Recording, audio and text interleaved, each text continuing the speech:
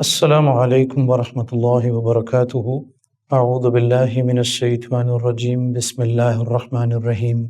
وطن عزیز پاکستان جو اللہ تعالیٰ کا ایک انعام بھی ہے اور ایک نعمت بھی ہے جو اللہ تعالیٰ نے برصغیر پاک و ہند کے مسلمانوں کو عطا کی۔ یہ نعمت ہے، اس لیے ثم لتسألن یومئذ عن النعیم، ایک دن ایسا آنے والا ہے جس دن تم سے ان نعمتوں کے بارے میں پوچھا جائے گا جو نعمتیں تمہیں عطا کی گئی۔ پاکستان ایک نعمت ہے، نعمت ہونے کے ناطے اس کے کچھ حقوق ہم پر لاگو ہوتے ہیں۔ ان حقوق کو بیان کرنے سے پہلے میں ایک بہت اہم بات کرنا چاہتا ہوں۔ وطن عزیز کے قیام کو تقریباً 78 ایئرز گزر چکے ہیں۔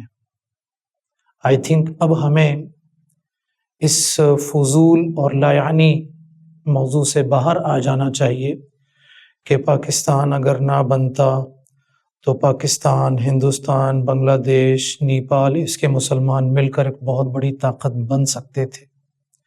یہ ایک محض مفروضہ ہے اور اس مفروضے نے ہماری نوجوان نسل، یہاں تک کہ ہمارے بہت سارے دینی مفکرین اور مدارس کے طلباء تک کو متاثر کیا ہے۔ مجھے نہیں پتہ اس مفروضے میں کتنی حقیقت تھی ہے، میں اس مفروضے پر بات نہیں کروں گا، میں حقیقت پر بات کروں گا جو پاکستان کی صورت میں میرے پاس موجود ہے۔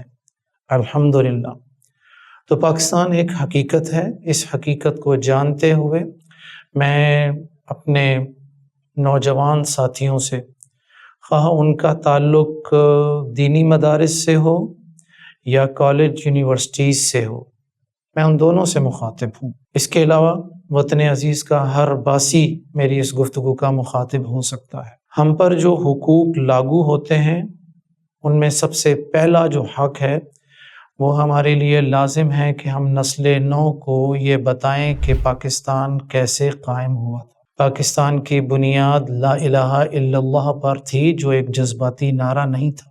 پاکستان اسلام کے نام پر قائم کیا گیا تھا اور اس کی نظریاتی بنیادیں کلمہ توحید لا الہ الا اللہ محمد رسول اللہ کے ساتھ جڑی ہوئی ہے۔ پاکستان کا آئین بھی یہ بتاتا ہے۔ قرارداد مقاصد جو سن 49 میں اپروو ہوئی تھی، منظور ہوئی تھی، اس کی بنیاد بھی یہی تھی۔ پہلا آئین 56، دوسرا آئین 62، تیسرا آئین 73، سب میں یہ بات اسی طرح موجود ہے۔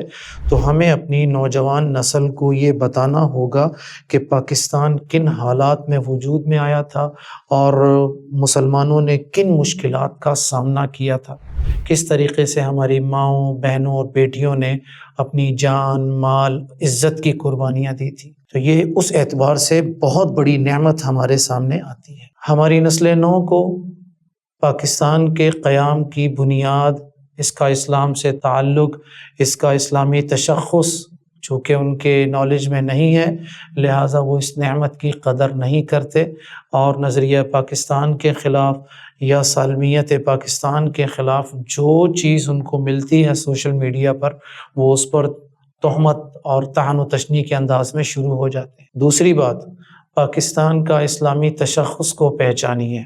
میرے نوجوان ساتھیوں، پاکستان کی بنیاد جیسا کہ میں نے بات کی لا الہ الا اللہ محمد الرسول اللہ پر ہے، تو اس کے اسلامی تشخص کو پہچانیے۔ ہمیں چاہیے کہ ہم اپنی زندگی کے ہر پہلو کو اسلام کے ساتھ اٹیچ کریں۔ بدقسمتی سے یا سوء اتفاق جو کچھ ہم اپنے ارد گرد دیکھ رہے ہیں وہ اسلام کے بالکل اپوزٹ نظر آتا ہے۔ ہماری نوجوان نسل جب دیکھتی ہے کہ ہم نے کتابوں میں کچھ پڑھا، قرآن مجید اور حدیث میں کچھ ہے، ہمارے آئین میں کچھ ہے، لیکن ہو کچھ اور رہا ہے، تو اس پر وہ ڈس ہارٹ ہوتے ہیں، بد دل ہوتے ہیں اور کوشش ان کی پھر یہ ہوتی ہے پھر دائیں بائیں منفی قسم کے نظریات کو وہ اپروچ کرتے ہیں۔ تو اسلامی تشخص کو پہچاننے کی کوشش کیجیے۔ نمبر 3، آپ لوگ اس بات کا اہتمام کریں کہ پاکستان کی سالمیت کے ضامن جو ادارے ہیں، میں یہاں پر کسی ایک ادارے کا یا کسی ایک شخص کا نام نہیں لینا چاہتا، اس لیے کہ ادارے جس میں ریاست پاکستان، جس میں پاکستان آرمی، اسی طرح پاکستانی عدلیہ اور اسی طرح دیگر ادارے جو ہمارے پاکستان کی امن اور سلامتی کے ضامن ہیں، دن رات محنتیں کر رہے ہیں۔ نظریاتی طور پر بھی، سوشل میڈیا پر بھی ہمیں ان کا دست و بازو بننا چاہیے۔ بالخصوص جس طریقے سے کچھ عرصے سے وطن عزیز پاکستان کی سالمیت اور اس کی حدود کے اندر بم دھماکے اور خودکش حملے، قتل و غارت گری اور کالعدم تنظیموں کے اٹیکس، جس کے نتیجے میں ہمارے نوجوانوں کی، پولیس کی، آرمی کی، اداروں کی، معصوم لوگوں کی جانیں جاتی ہیں، یہ ریاست پاکستان، پاکستان آرمی، پاکستان عدلیہ اور جتنے بھی ادارے ہیں، واللہ یہ اس وقت تک کامیاب نہیں ہو سکتے جب تک میں اور آپ ان کو سپورٹ نہیں کریں گے۔ تو تیسری بات، ہمیں اپنے اداروں کو سپورٹ کرنا چاہیے۔ نمبر 4، جو سب سے اہم ترین بات ہے کہ ہمیں کوشش یہ کرنی چاہیے کہ فرقہ واریت کی بنیاد پر ایشوز کو ترک کر دیں، ختم کر دیں۔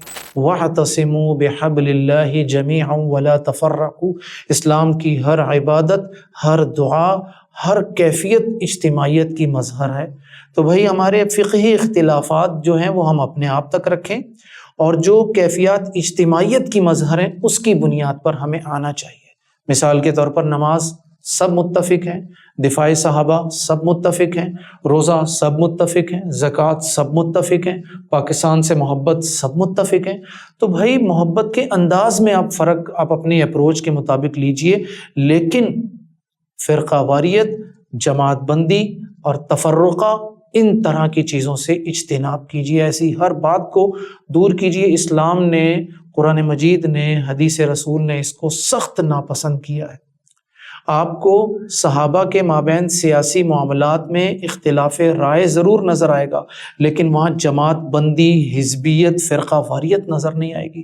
تو چوتھی چیز، فرقہ واریت اور ایسے تمام عناصر کی حوصلہ شکنی کیجیے۔ اللہ تعالیٰ سے میں دعا کرتا ہوں، اللہ تعالیٰ مجھے اور آپ سب کو اس بات کی توفیق عطا فرمائے کہ ہم وطن عزیز کو اللہ تعالیٰ کا ایک انعام جانتے ہوئے، ہر شخص جو جس حیثیت سے موجود ہے پاکستان میں، وہ اپنی حیثیت کے اعتبار سے اپنی ذمہ داریوں کو پاکستان کی ترقی، پاکستان کی بقا اور پاکستان کے استحکام کے لیے صرف کرے۔